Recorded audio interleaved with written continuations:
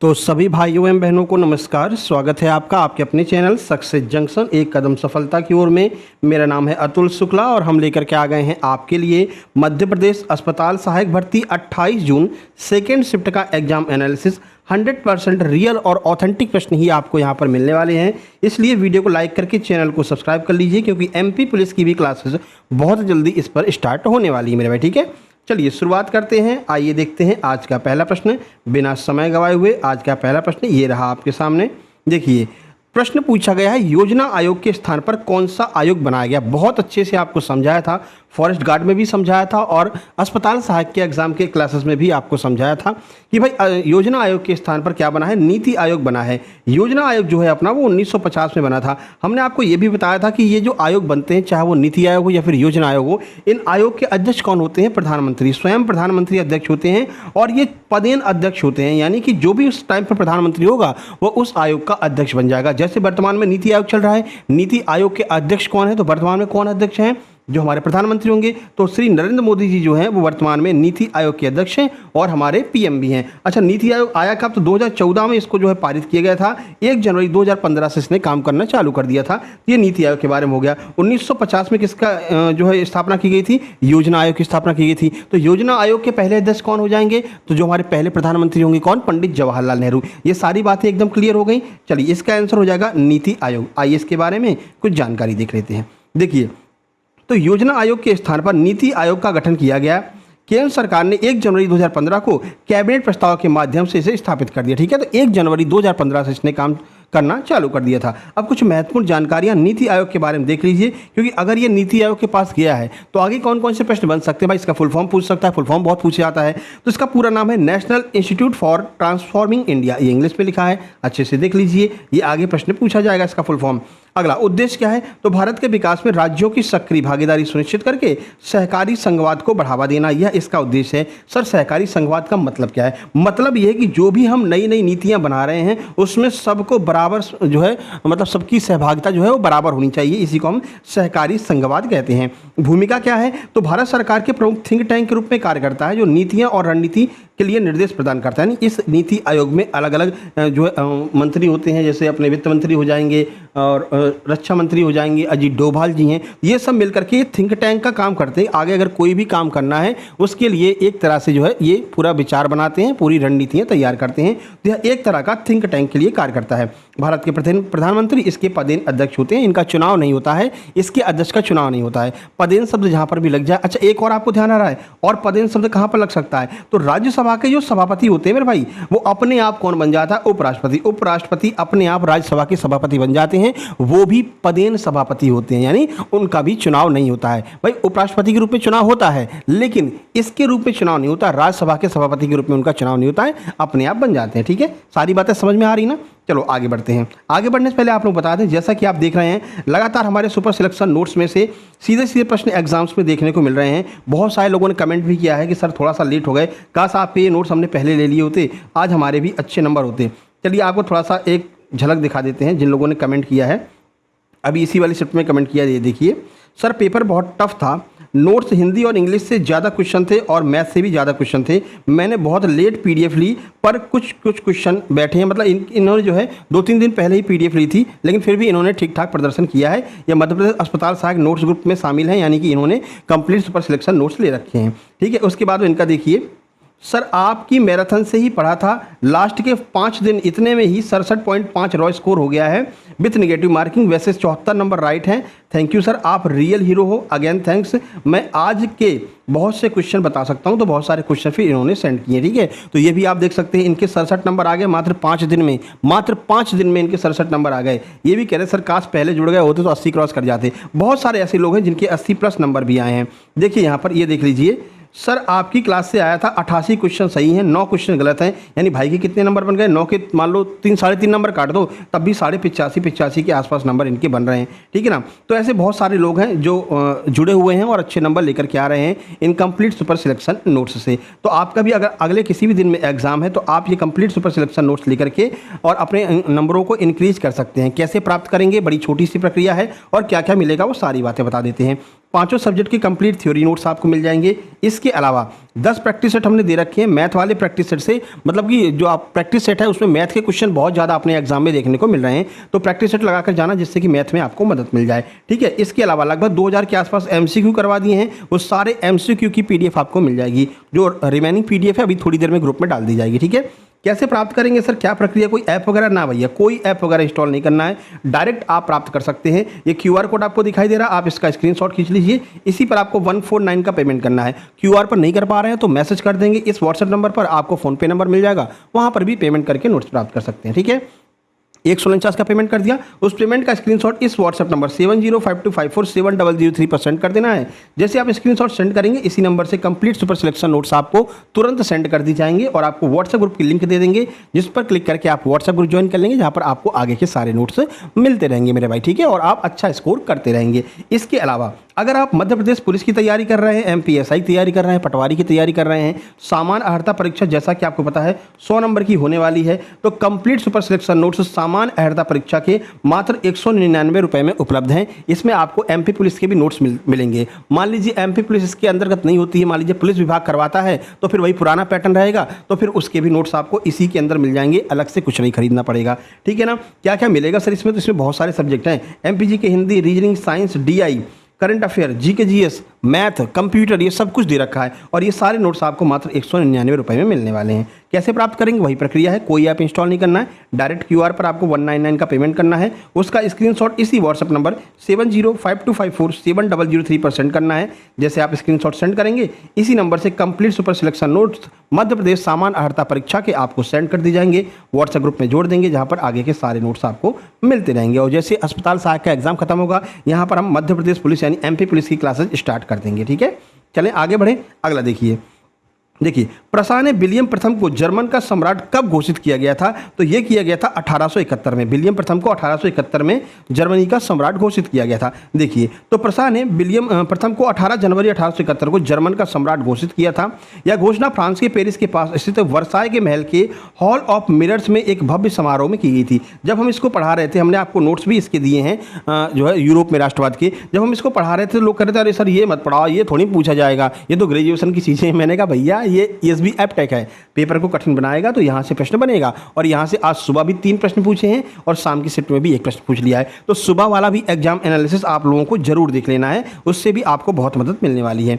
चलिए अगला है फर्स्ट पास्ट द पोस्ट प्रणाली, ये क्या होती है? ये प्रश्न भी आज पूछ लिया है, तो देखिए क्या होती है, आइए समझा देते हैं। तो फर्स्ट पास्ट द पोस्ट प्रणाली से हम FPTP कहते हैं, एक ऐसी चुनाव प्रणाली है जिसमें किसी निर्वाचन क्षेत्र में सबसे अधिक वोट पाने वाला उम्मीदवार विजयी घोषित हो जाता है, भले ही उसे कुल डाले गए मतों का पूर्ण बहुमत मिले या ना मिले। यानी कि अगर मान लीजिए 100 लोग हैं, ठीक है ना, 3 लोग खड़े हुए हैं, अगर देखो 33 मिल गए सबको, ठीक है, तो ये 33 मिल गए तो 99 हो गए। अगर इसमें से किसी एक को भी अगर 34 वोट मिल गए तो जो सबसे आगे है उसी को विजयी घोषित कर दिया जाता है। इसमें कोई आवश्यकता नहीं कि तुम्हें 50% +1 जो है सीट चाहिए, इसमें ऐसा कुछ भी नहीं होता है। तो फर्स्ट पास्ट द पोस्ट प्रणाली का अर्थ है कि जिसके ज़्यादा अंक होंगे, जिसके ज़्यादा वोट होंगे, वही वहाँ पर विजयी घोषित कर दिया जाएगा। देखिए, यह चुनाव प्रणाली दुनिया के कई बड़े लोकतंत्रों जैसे कि भारत में ही चलती है, ब्रिटेन में चलती है, अमेरिका और कनाडा में उपयोग में लाई जाती है। तो ये होती है आपकी FPTP, ठीक है। इसमें बस आप वोट ले आओ ज़्यादा, चाहे तुम्हारे 50% से ज़्यादा हो रहे हैं या नहीं हो रहे हैं, कोई फर्क नहीं पड़ता, जिसके ज़्यादा वोट उसकी बन जाएगी सरकार। ठीक है मेरे भाई, आगे बढ़ें। अगला अनुच्छेद 343, ये बहुत पूछा जा रहा है, ठीक है ना। तो हमने जो अपनी अनुच्छेद वाली PDF आपको दी है, टॉप 100 अनुच्छेद करा रखे हैं और आज सवेरे हमने अनुच्छेद करा दिए हैं, कौन से? जोड़ी मिलाने वाले, क्योंकि जोड़ी मिलाने वाले अनुच्छेद आपके एग्जाम में बहुत पूछे जा रहे हैं, है ना। तो जोड़ी मिलाने वाले सारे अनुच्छेद आज सुबह हमने करवा दिए हैं। जैसा आपके एग्जाम में पूछा जाता है कि लिस्ट 1 वहाँ पर दी है, लिस्ट 2 यहाँ पर दी है, फिर कहेंगे इसकी जोड़ी मिला दीजिए और नीचे आपको आंसर दिया रहेगा। तो बिल्कुल वही हूबहू पैटर्न आज सुबह वाली वीडियो में सबसे पहले हमने वही कराया था, लगभग 12 बजे के आसपास अपलोड की थी, आप लोग जाकर के देख लेना। और उसमें लगभग सारे आपके जितने भी आर्टिकल्स हैं वो सारे वहाँ पर रिवाइज भी हो जाएंगे साथ साथ में, ठीक है ना। और उसकी PDF अभी ग्रुप में डलवा देंगे, परेशान नहीं हो, एक साथ में कल की और आज की दोनों PDF डलवा देंगे, है, ठीक है, परेशान नहीं होना है। अगला देखिए, और उसका जो टेलीग्राम में है, हमने आपसे कहा था कि भाई उसके 25 प्रश्न जो हैं संविधान वाले के, तो 25 प्रश्न तो हमने करा दिए हैं, 25 प्रश्न आपको होमवर्क के लिए दे दिए हैं। अब जिन लोगों ने नोट्स ले लिया है तो वो कहेंगे सर हमको कैसे मिलेगा? तो हमने बताया था टेलीग्राम चैनल है हमारा सक्सेस जंक्शन लाइव के नाम से, तो बाकी सारी PDF तो नोट्स ग्रुप में जाती हैं, लेकिन ये वाली PDF हम टेलीग्राम में डाल देंगे आज रात को 9 बजे के आसपास, 9-10 बजे के आसपास उसमें डल जाएगी, ठीक है, तो परेशान नहीं होना है। चलिए सक्सेस जंक्शन लाइव के नाम से लिंक डिस्क्रिप्शन में दी गई, नहीं तो सर्च कर लेना, आपको मिल ही जाएगा उसमें, ठीक है। भारतीय संविधान का अनुच्छेद 343 संघ की राजभाषा से संबंधित मुख्य प्रावधान इस प्रकार हैं। राजभाषा और लिपि, ये पहले भी आपको बता रखा है, रिपीट हुआ है ना। इसके अनुसार संघ यानी केंद्र की राजभाषा हिंदी होगी और लिपि देवनागरी होगी। अंकों का स्वरूप, तो शासकीय कार्यों में प्रयोग होने वाले अंकों का स्वरूप भारतीय अंकों का अंतर्राष्ट्रीय स्वरूप यानी कि 1, 2, 3, 4 ये वाला इसमें यूज में लाया जाएगा। ये आर्टिकल 343 में बताया है। चलो 11वीं अनुसूची और 12वीं दोनों पूछ रखी है आज। तो 11वीं अनुसूची के बारे में देख लेते हैं। तो भारतीय संविधान की 11वीं अनुसूची का संबंध पंचायती राज यानी कि ग्राम पंचायतों से है। इसे 1992 में 73वें संविधान संशोधन एक्ट के द्वारा भारतीय संविधान में जोड़ा गया था। अच्छा, प्रमुख विशेषताएं क्या क्या हैं, कौन कौन से आर्टिकल्स इसमें हैं? इसके आर्टिकल बहुत पूछे जाते हैं, आज हमने करवा दिया है मैच द फॉलोइंग में, इसके सारे आर्टिकल्स करवा दिए हैं। देखो प्रमुख विशेषता अनुच्छेद, यह अनुसूची भारतीय संविधान का अनुच्छेद 243G से संबंधित है। कार्य क्षेत्र क्या है इसमें? ग्रामीण विकास, कृषि, पेयजल, गरीबी उन्मूलन, शिक्षा जैसे कुल 29 विषय। हाँ, ये विषय ध्यान रखना, 29 विषय इसमें दिए गए हैं, ठीक है ना। यानी जो आपकी अनुसूची 11 है उसमें कितने विषय हैं? 29 विषय हैं, ठीक है, जिन पर पंचायतें कार्य करती हैं। उद्देश्य क्या है इसका? मुख्य उद्देश्य ग्रामीण क्षेत्रों में स्थानीय स्वशासन को मजबूत करना और लोकतांत्रिक विकेंद्रीकरण यानी कि सत्ता का बंटवारा सुनिश्चित करना है कि ये सत्ता किस किस के पास में रहेगी, ये सुनिश्चित करने के लिए जो है अनुसूची 11 जो है वो बनाई गई है, ठीक है। चलो आर्टिकल आप वो अनुसूची 12 भी आज आपसे पूछ रखी है, तो अनुसूची 12 भी लगे हाथ देख लेते हैं। तो भारतीय संविधान की अनुसूची 12 का संबंध नगर पालिकाओं से है। वो क्या थी? नगर पंचायत थी, ये नगर पालिकाएं हैं। शहरी स्थानीय निकायों से संबंधित है और इनकी जिम्मेदारियों से। इसकी मुख्य विशेषता क्या है देख लीजिए।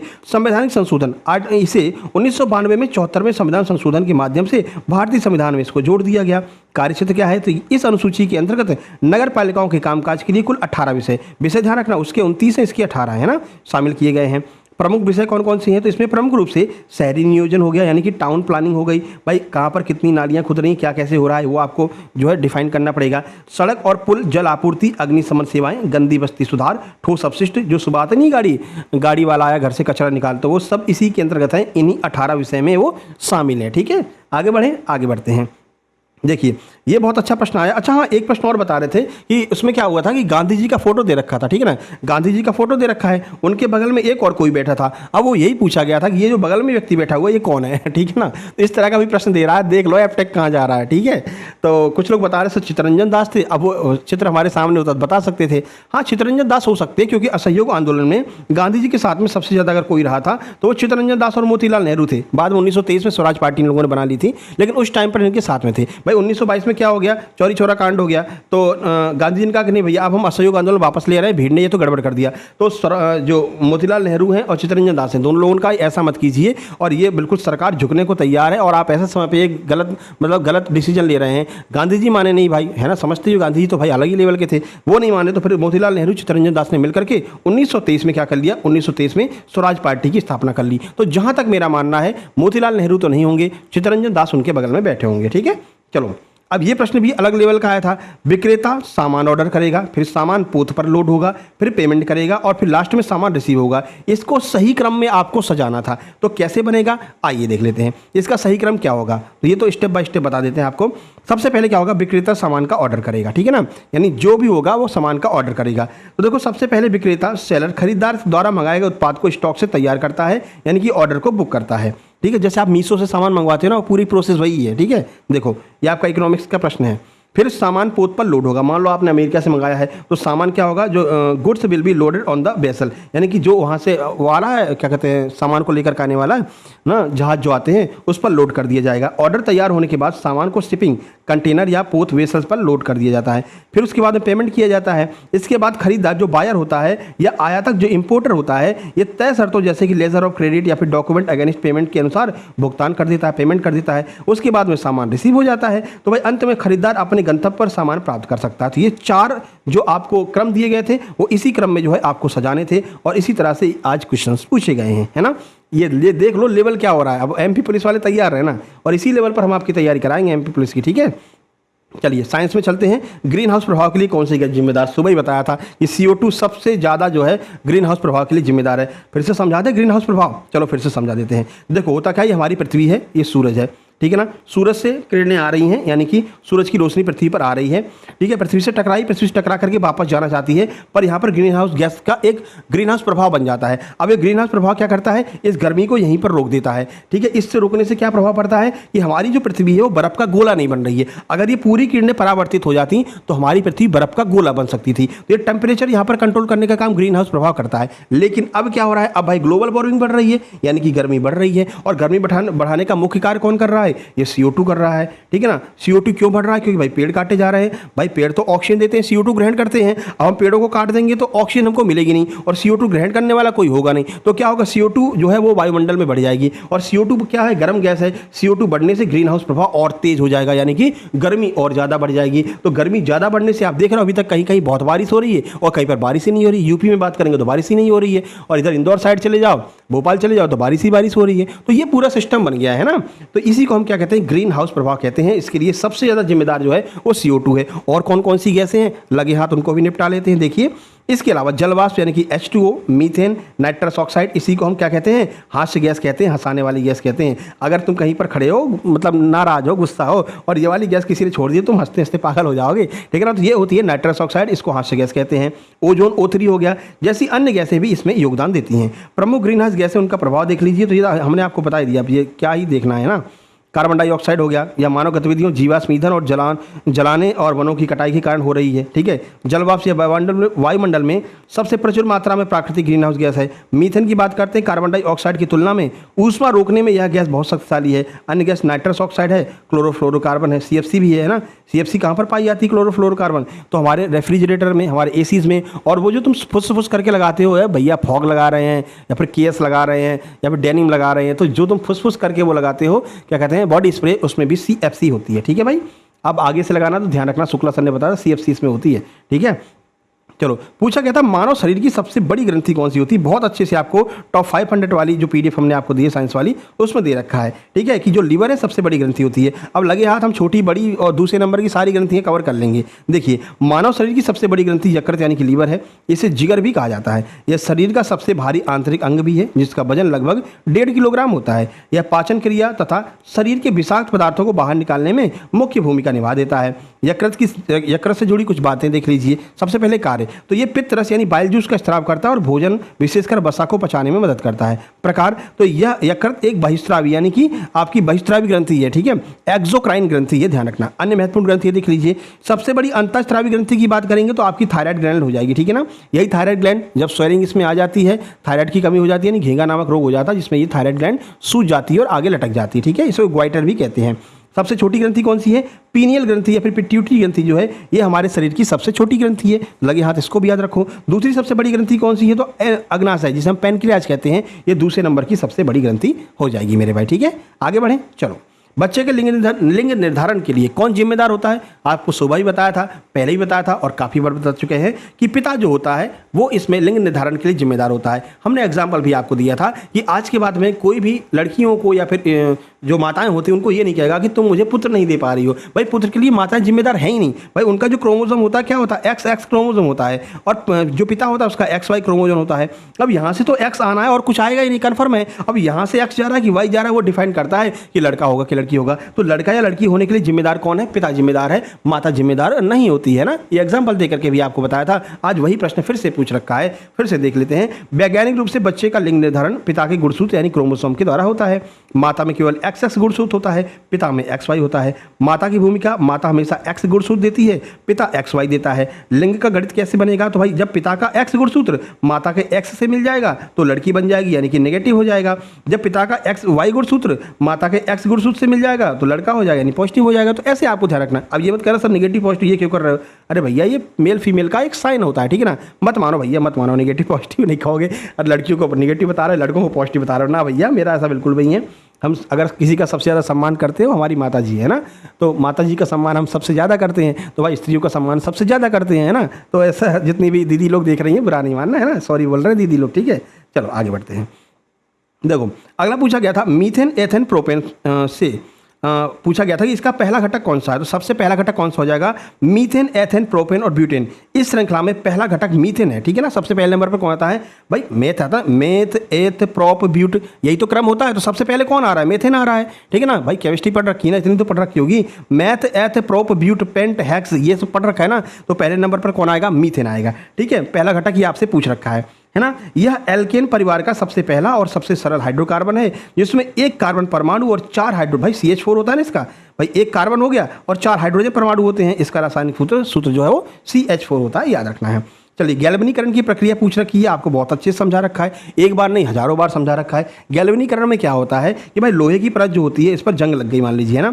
तो इस पर जंग ना लगे, इसको बचाने के लिए हम क्या करते हैं, इस पर एल्यूमिनियम की परत चढ़ा देते हैं ना। इसी को हम यसद लेपन या फिर गैल्वेनाइजेशन कहते हैं, जिंक की परत चढ़ा देते हैं। देखो, तो गैल्वेनीकरण या यसद लेपन एक ऐसी प्रक्रिया है जिसमें लोहे या इस्पात स्टील को जंग से बचाने के लिए उस पर जस्ते की परत चढ़ा देते हैं, ठीक है। जस्ता लोहे की तुलना में अधिक प्रतिक्रियाशील होता है, इसलिए यह वायु और नमी के संपर्क में आने से खुद तो संचारित हो जाता है लेकिन लोहे को बचा लेता है। तो लोहे को रस्ट यानी कि जंग से बचाने के लिए हम गैल्वेनाइजेशन प्रक्रिया का प्रयोग करते हैं।